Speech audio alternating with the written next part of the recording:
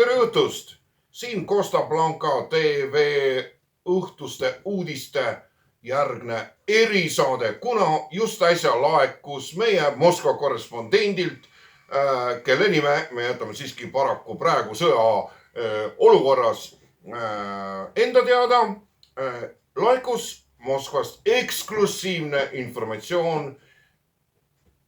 Esiteks üleüldiste nende mitteoluliste sündmuste, kes kedagi parasjagu ründab, aga sellesse kogu suur operatsiooni rahvusvahelisse on segatud ka üks meie mees ja suisa Muhu saarel. Kuulame selle ülevaate nüüd ära. Kõigepealt ülevaade suurematest globaalsetest liikumistest liinil Hiina, Venemaa, Kiiev. Ja samal ajal Hiina läheb ise Ameerika kallale, sellepärast siis ta üritab ju Taiwani rünnata, ilmselt ma arvan, see on ka lähikuude sündimas. Ja samal ajal venelane on selle nädala jooksul väga aktiivselt Süürias toimetanud. Ja ta nagu mängib mitme sõjaväljaga nagu korraga, et see ei ole see, et tal on ainult üks koht või üks ründeobjekt.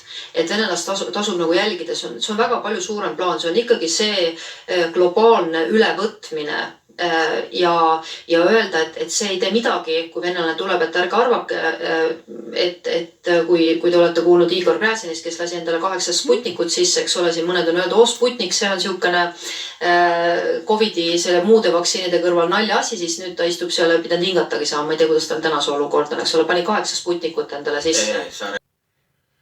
Ja ongi tulem käes. Kui palju kordi on toonitatud, ärge vaktsineerige ennast Sputnikuga. Kui sa ei saa muidu, kui sa pead ennast vaktsineerima 4., 5. või 6. kord või 7. või 8. kord, nagu praegu me kuuleme Igor Gräzinit, 8. Sputnik. Ärge vaktsineerige Sputnikuga.